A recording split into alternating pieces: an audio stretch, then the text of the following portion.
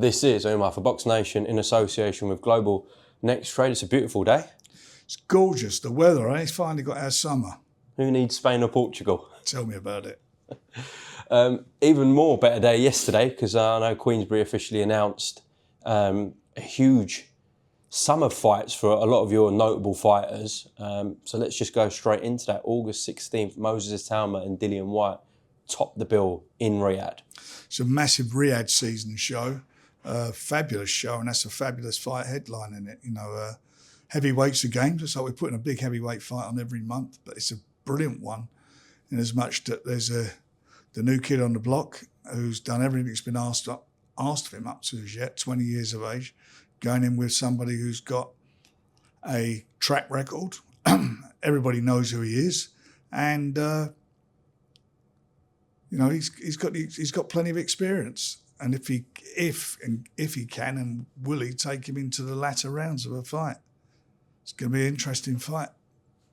From the outset, look, Moses is going to be a heavy favourite, but how much of a jump in class and pedigree is this from his previous opponents? It's such a big jump because, you know, Dillian's not an idiot, isn't he? He fancies the fight, and his people fancy it. This is a big jump for him. You know, he's as I say, he's done everything up to now that's been asked of him. But, you know, there's that question mark about what happens if he goes into the later rounds. I mean, he has gone the distance once, but I'm talking about with somebody who doesn't fiddle around to, you know, to get through to, you know, to mess you around to take of it. Somebody who actually would like to get him in the latter rounds and is capable of knocking people over. He's a puncher. You've seen him do it, and he's done it with world-class fighters. He's done it with Usyk. Chisora fights, you know, AJ, he's done it with him. When I think of in the fights Dillian Whyte's been in, and he's fought literally everyone, near enough everyone. Tyson, yeah. He's always gone in as the lesser experienced guy. So Tyson Fury, Anthony Joshua, Joseph Parker. He's gone, you know, he's boxed more Derek Chisora. Yeah. This is different. He's going in with someone who's, I think Moses was 10 years old or 9 years old when Dillian fought AJ. There you go. So in terms of experience, Dillian's miles ahead. Yeah, and you're right about that. And he is, experience-wise, he's been there, done it, and he's done it in front of, you know, it's not like he's going into the lion's den. It's, you know, they're doing it in Riyadh. So it's, you know, it's neutral territory for both of them. However, how much has Dillian Whyte actually got left, do you think? Well, we'll find out.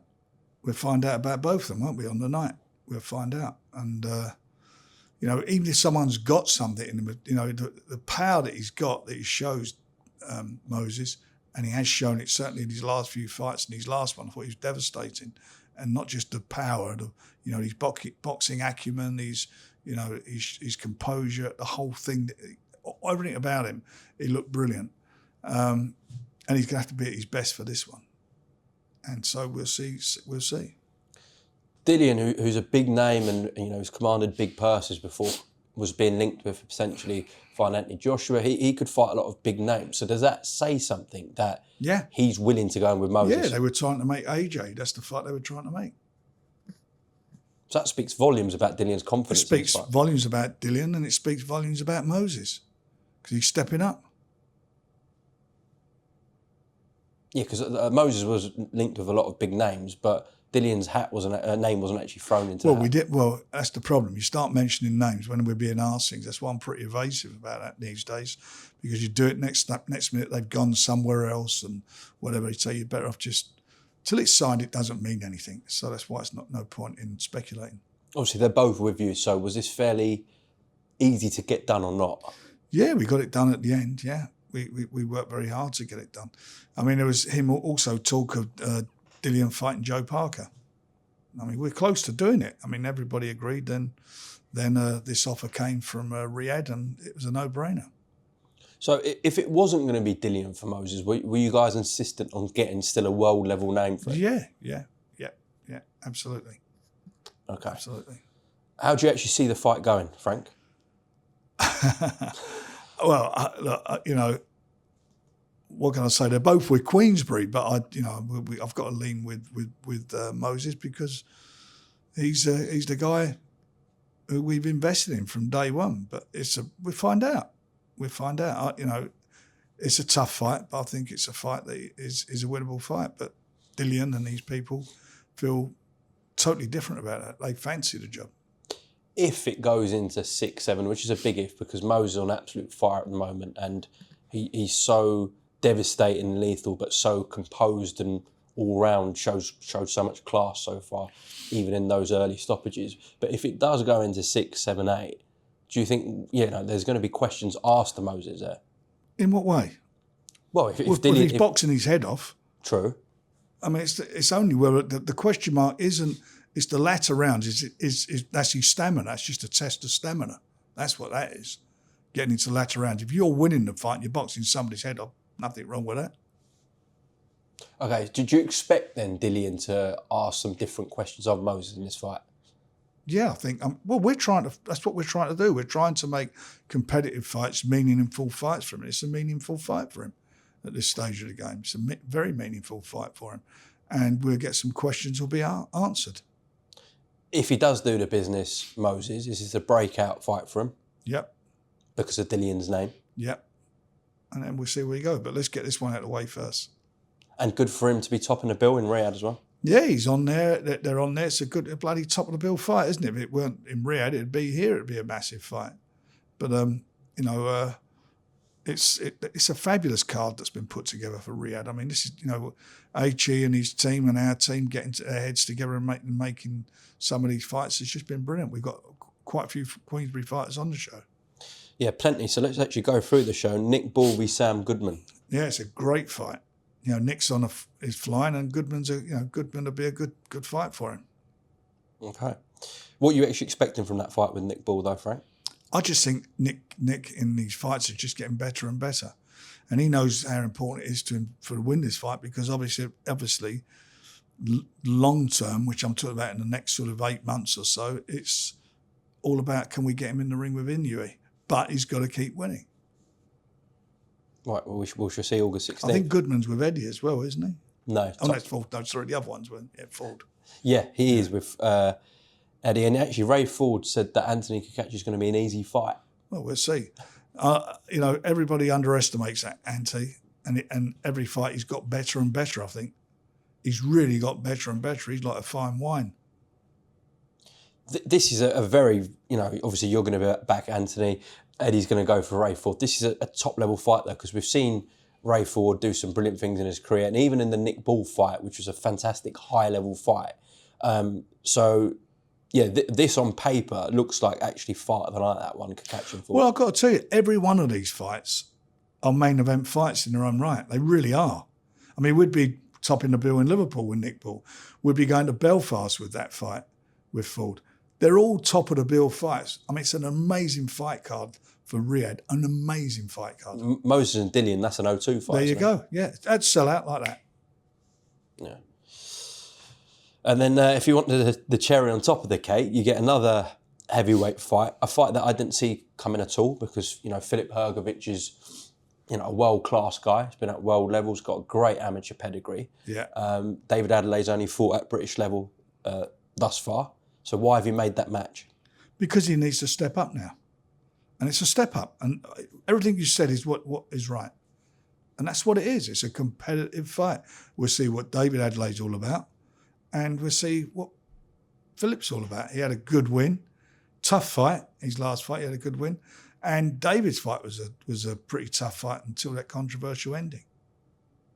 So do you expect... What type of David Adeleye do you expect? Because he's obviously coming off that TKV fight where TKV was banking out a lot of rounds. What David did you expect in this fight with Filip? What do I expect? It's not what I expect, it's what he needs to do. He's in with a world-class fighter in Hrgovic. He's a world-class fighter. And he's dangerous and he can whack and he's got a wealth of experience. So this for David, this is his breakout fight. I'm guessing the TKV rematch didn't happen because of this opportunity.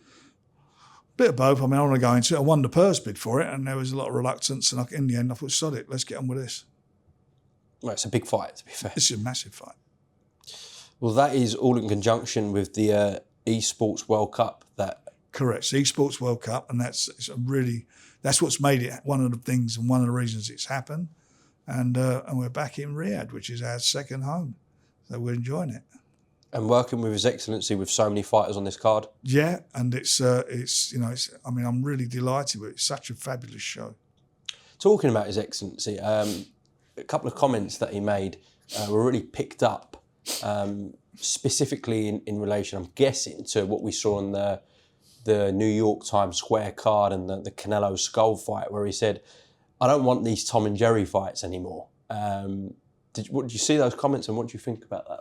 Well, if he don't want Tom and Jerry fights, he won't have them. Nor do we don't want Tom and Jerry fights. I think he means about fighters just getting paid and kind of seeing the showing fight up. Yeah. We don't want that, do you? You're in there, you're getting well paid. You're in there to fight, and any fighter who's got anything about himself, he's in there to win, and win the fight, and do your best, and don't leave anything outside the ring. You know, this is a massive opportunity for fighters, what's going on at the moment around the world. And certainly, you know, those fights in America and these Riyadh fights, you go in there and you go and do your best. And if you do your best, getting beaten is not the end of the world. You can still be part of what's going on. But if you're going in there and you're not, you know, you think you can cheat on the training, you know, you just show up, then, you know, it's goodbye. We're on to the next one. There's loads of hungry guys out there who beg for these opportunities. Yeah, I guess it's so competitive now. And that's how it should be. That's how it should be. Well, someone who's not a Tom and Jerry fighter is Sam Noakes, your lightweight charge, who's obviously been ordered by the WBO to fight Itauma-Whyte, which is a fantastic fight. It's a great fight. It's another great fight. It's a really competitive fight, and it's been ordered, so that's going to happen. That all came about actually because Keyshawn Davis failed to make weight, and not just that, by 4.5 pounds, which is quite unheard of actually. Yeah. What do you actually think about that with Keyshawn? I just don't get it. I mean, you know, a fighter not making weight by that much, something is obviously wrong. It's totally unprofessional. You know, boxers, well, you know, growing up as I did, and you know, I used to be in the gym all the time with my fighters. I worked corners with my fighters when I started out. I worked in the corner, I managed fighters. I've done it all the way through. The one thing the trainer should do, especially for the lighter weights, you live on the scales. You weigh them when they go into the gym. You weigh them when they leave the gym. And that's what you do. And you know whether someone's messing around. And for someone to be 4.5 pounds over, you must have worked to be 4.5 pounds. So what on earth was he over leading up to that? It's crazy. Anyway. Totally unprofessional. Yeah, to be fair, his promoter Bob Arum said the same thing. So. Yeah, he's right. Anyways, that does lead to Sam Noakes getting that opportunity against Itauma-Whyte. You guys, I think, have got a couple of more weeks to reach a deal until it goes to purse bids. Do you expect to reach a deal with Top Rank? One way or another, we'll do it. The fight's on. That's all that matters. It'll either go to purse bids or we'll do a deal. But Sam's got his chance, and Sam's a good fighter. You know, a good Sam Noakes is a handful for everybody. He's got a tremendous work rate. He's all over you. And that's what he's got to do in this fight. No good, you don't want to be standing off or boxing him. He's got to go and be Sam Noakes, and he can win it. How determined are you to bring that to the UK, Frank, that fight? Very much. Very much. Because obviously you could see that sitting in Riyadh, you could see that sitting in the States, but... Look, they want to get well paid, get that and understand that, but sometimes you want to get the home advantage. We'll see. I mean, it'll all pan out in the next few weeks. Most important thing, he's got his opportunity, and the most important thing for him is to get out there and win it. Itauma-Whyte's incredibly talented, but do you just think Sam's engine is ferociousness? I think Sam's incredibly talented. Too much for Itauma-Whyte, you think? I think it wouldn't surprise me for him to win a world title. I think he's very capable. He's a consummate professional as well, isn't he, Sam Noakes? I mean, look at him. He could fight tomorrow. Yeah. You know, Alan has him in the gym. France is his manager. My son, he's you know, they're a good team, and they've worked very hard to get where they've got to with him. Okay, just a few more things I want to go through, Frank. What happened with Aloys Jr. and Vidal Riley? There's talks Didn't happen. We tried to make it. It didn't happen. Just a point blank no? Or? One of them messing about jobs, and it just didn't happen. Okay. We did hear Vidal go on TalkSport and said, I'm open to the fight with Aloys. It might be open, but he was shut when we was asked. Okay. You announced the signing of Tony Curtis Lighton Jr. Yeah. Talk to me about bringing him on board. He's a young man, of course. Young kid, but he turned pro very young. I mean, fought abroad, didn't he? So he turned pro. He was about 16, I think. Yeah. I like him. He's got a good personality, good little fighter. People are going to like him, and I'm delighted he's with us. Okay. Frank, I did see Chris Eubank Jr. put some money towards BoxWise Foundation. He put some what? Some money towards BoxWise Yeah. Foundation. That was put out. So if that's quite a drastic turn of events from how we were talking about Chris, a few months before. But I know you guys have had your issues. You had your court settlement, which was settled out of court. But do you appreciate that from Chris? I do. It's very generous of him. It's a real worthy charity that does a lot for kids who have had hard experiences, hard times, are lost, finding their way. It shows that boxing can do some good, and it needs all the finance, all the donations it can get. It's a very, very worthy charity. Okay. And thanks for it. Thanks for the donation, Chris. Good stuff. Right, we're not long now till Hrgovic-Adeleye goes to New York. And, he's under the tutelage of Adeleye now. It's his first fight, super middleweight, and he's gone right in the deep end with Edgar Berlanga, who's a ferocious puncher. Obviously, he's coming off a fight with Canelo Alvarez, so he's been in with the best as well. But you're fully backing your man, Hamza, in July 12th. I fancy him. Tough fight, but I fancy him. It's a tough fight. He's going up a weight. He's not testing the waters. Straight in with one of the best guys out there. But I think he has the ability to win the fight. Thus far, he has only fought in London and Riyadh. How do you feel about him going to New York? No problem. He trained out in America for a lot of these fights, sparring with Americans.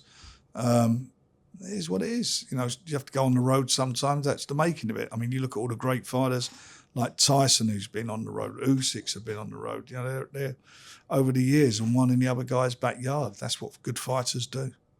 We've seen very recently, of course, Adeleye really gel with, Paddy Donovan, Joseph Parker, very notably. You hoping for the same with Hamza? Yeah. I think he's a very good trainer, Andy, and he also is a big believer and thinks that Hamza can do the job there. Okay. Is there any updates on Denzel Bentley, Frank? Denzel will get a shot at the title again. He will get a shot at the title this year. Yeah. Oh, okay. Do you expect to announce that soon? Well, we're working on it. Okay. Well, the week after Hamza and Berlanga, obviously we're at Wembley Stadium for the biggest fight I can remember in donkey's years, probably. I mean, maybe since Usyk Fury, that was huge as well. But in terms of on these shores here, I can't remember a more important fight. It's the biggest heavyweight fight that ever take place here because the 4 belts are on the line. Guys coming here, he holds 3 of them. Daniel holds 1 of them. We've done nearly 78,000 tickets now. We've got 5 weeks to go. So the public have bought into it. It's going to be a fabulous atmosphere there. And it's going to be a great fight. It's going to be a very exciting fight. It's that old thing about styles making fights and things like that, but the styles will make this fight. So with just under 5 weeks to go and you're at 78,000, in your opinion, what does it hit number-wise? I think we can sell it out. To 90, we haven't really ramped up the press yet, have we? And whatever, we've got still a bit to do, and we will do that. I guess that's because we've actually been going from fight week to fight week. Correct. We've got a little bit of a break now in terms of shows. Well, I think it's what it said, we've got to sell like 14,000, 15,000 tickets. Okay. If we'd have put it on the Spurs, we'd have sold 18,000 more tickets than Spurs to people than Spurs could handle. So that's the volume and that's the interest in this massive, historic heavyweight fight. Dev went to see Daniel yesterday and he put out something on his social media saying this is the best shape I've ever seen Daniel do. Oh, I see him the other day. He was going in an ice bath, but he seems he looks like he's glowing. He looks so well, and mentally he's in such a good place. Okay. He's capable of doing this. I'm telling you, he's capable of doing it. Have you pictured it in your head, Usyk going over at Wembley? And Be great. Yeah, look, it'd be history for him, wouldn't it? No Brits ever done it before. No, they haven't. You added Lawrence Okolie and Lerena. It's a good fight. To that card. Both former world champions. Well, one still is a world champion at Bridgeweight, whatever it is now. But both former world champions, and so it's an important and meaningful fight for both of them. Frank, Lawrence is obviously in a good position with the WBC, and we know Lerena is a very good fighter. He had Justice Uni rocked in the last round of their fight. Obviously dropped Daniel Dubois at Tottenham. Yeah. So it didn't necessarily have to take this fight, Lawrence Okolie. I've got to tell you something with Lawrence, and I really like Lawrence. He does say no to nothing. I mean, he actually asked for the fights. I want this one, I want that. It's like he's on a mission, and I really, really do take my hat off to him. Ask him for the fights. I want this one and the next one. He's saying who he wants next. He's got a good attitude, and he wants to be out regularly. He wants to fight. He's a fighting man. So there's no messing about from him? No. I've got to tell you, really, really a breath of fresh air to work with. Because there were people throwing accusations, when the Riyadh fight got cancelled and saying, why don't you go back and injured. He was injured, and that's what it was. People get injured. It's one-on-one. Some fighter gets injured. It's not like a team sport where you can bring a substitute and they get injured. That happens. You're in sparring. Someone's punching you.